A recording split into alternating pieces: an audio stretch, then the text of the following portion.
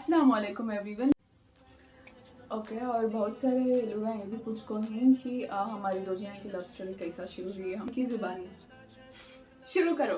वाह वाह वाह वाह और पैसे ना लियो कर को दे वही मेरे फ्रेंड्स को डायरेक्ट लड़के नहीं उन्होंने कैसा देख रही ना मुझे कि कैसा देख रही तो मतलब एकदम तो I just wanted someone to choose me तो अगले दिन ही मुझे चूज करे ही केम अप शायद भैया इमाम सबको तहज्जुद को उठाते थे उससे। ओके और बहुत सारे लोग हैं ये भी पूछ को हैं कि हमारी दो जन की लव स्टोरी कैसा शुरू हुई हमें कैसा मिला एंड ऑल। तुम्हें बोलो। ओके हमारी लव स्टोरी इनकी जुबानी शुरू करो। वाह वाह वाह वाह। चलिए शुरू करते हैं। कस्टमर बन को आए थे, कस्टमर बन को एयरपोर्ट्स रिपेयर करवाना कर को, तो शायद इनको भी मुझे बात करने का इरादा था रिंगा वो वास्ते है क्योंकि तो एयरपोर्ट्स कौन रिपेयर करवाती लाइक 1,500-2,000 के एयरपोर्ट्स कौन 1,000-2,000 रुपए खर्च कर रिपेयर करवाती। अच्छा मैं ये बहुत गलत बोला। आई टेल यू गाइस, तो मैं सामने कुछ कैफे था तो मैं मेरे फ्रेंड्स के साथ एवरी 7 o'clock को जाती थी। इससे पहले मुझे स्टॉप मतलब मेरे पीछे आना मुझे देखना पीछे नहीं आना मतलब देखता था मैं पीछे ऑफिस छोड़ के आता था मैं नहीं आता था। हाँ। तो मुझे देखना ऐसे सब करते थे। तो कैफे को एग्जैक्टली 7 o'clock आती, काम भी हुआ ना 7 o'clock को आ जाते थे कहते।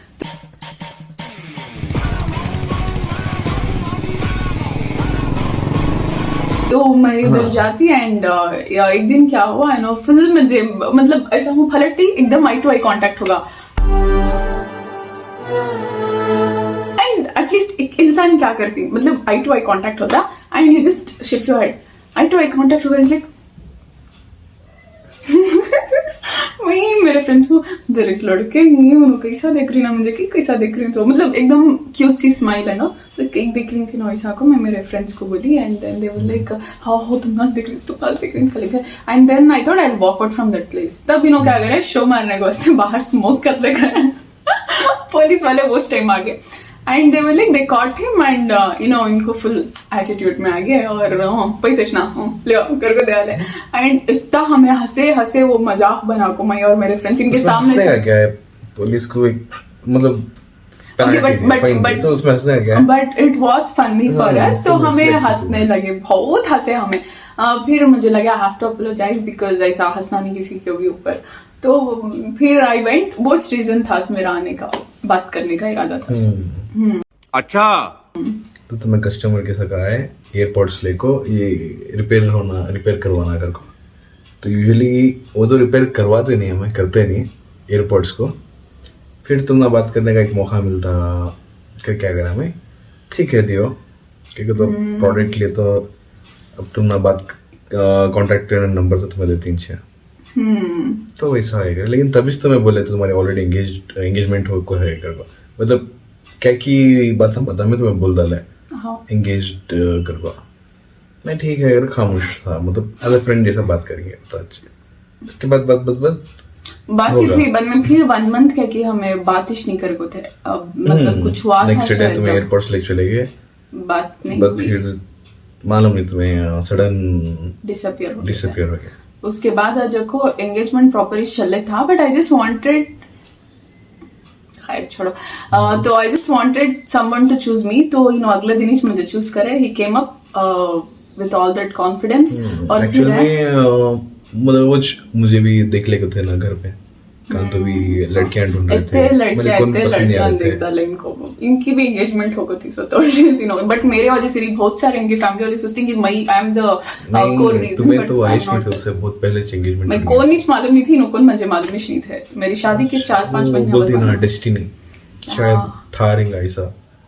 तो लेकिन जब एंगेजमेंट हुई हमारी दो जने की तो एकदम माइंडसेट इनका एकदम चेंज हो गया था मेरा चेंज हो गया था इनका एकदम कैसा हो तो बहुत ट्रेडिशनल वेस में था और मेरा बहुत मॉडर्नाइज्ड वे में। बट इनको लगता था कि ये लड़की जेंजी तो बहुत सारे लड़कों से बात करती रहेंगे ऐसा सब इनके ब्रेन में भी कहा कि था शायद वो टाइम को मेरे बारे में।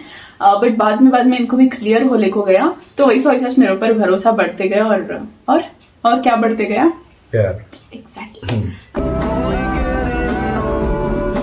एंड पहले तो मैं कोसती थी अपनी नसीब को कि कहीं मेरे साथ ऐसा हो रहा, अल्लाह मेरे साथ कहीं कैसा कर रही। मैं तो बहुत सारे नमाज हम पढ़ को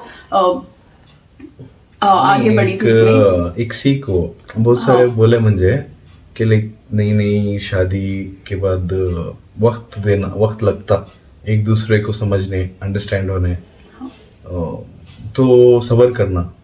ये मैं जो भी सुन रही हूँ देख रही, इसमें भी बहुत सारे रहेंगे जो न्यूली मैरिड रहेंगे।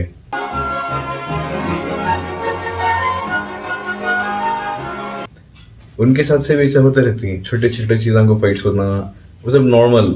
तो हमें वो चीज को छोटी चीज को बड़ा नहीं करना। और मेरा क्या बोले तो मैं एक overthinker, I really take everything to the beyond level. थोड़ा फॉर एग्जाम्पल अब मैं पानी का ग्लास दिन को इनो रख डाला, मैं पीती हूँ, कदा स्टार्ट ओवर थिंकिंग अबाउट कई को रिंगा रख डालो बोले कई को ऐसा करे रिंगा, that's what goes in my mind. और I start crying, panicking and all. और वैसा होकर बहुत सारे फाइट्स हुए हमारे। तब मैं बोलती अल्लाह को, अल्लाह मैं इतने नमाज़म पढ़ी कि मेरे साथ ऐसा हो रही, तहज्जुद पढ़ती थी, बहुत सारे नमाज़म पढ़ को हूँ मैं। बहुत सारे जने इंस्टाग्राम में इनको भी मैसेज करे थे कौन की क्या पढ़ को तुम्हें तहज्जुद क्या क्या शायद भैया इमाम सबको तहज्जुद को उठाते थे, उससे ऐसे भाग भी मिले। या thank you so much guys. तो बाद में अजय को मैं वैसा ही करती। देन लेटर ऑन अब अल्हम्दुलिल्लाह एक 6-7 मंथ से मुझे रियलाइज हो रहा कि जो भी डेस्टिनी का फैसला था अल्लाह मुझे बहुत सारी चीजों से बचा लिए। ओके मैं वो टाइम को कितना ये करती थी, कितना दुख रहती थी मैं, बट अब तो अल्हम्दुलिल्लाह मैं अल्लाह का कितना शुक्र अदा करी तो भी बहुत कम है। That I have found Moin in my life. इनके बारे में भी बहुत गलत ओपिनियंस थे मेरे, बट अब पूरे क्लियर हो गई and we are leading a perfect happy life माशाल्लाह अल्हम्दुलिल्लाह। अल्लाह का शुक्र करती हमें ये चीज को लेकर, और हमें दीन और दुनिया दोनों बैलेंस कर ले जा रही। और कुछ बस बहुत बड़ा हुआ तो बाद में हम देखते नहीं है, बोर हो जाती है। हिंदी फिल्मों की तरह लाइफ में भी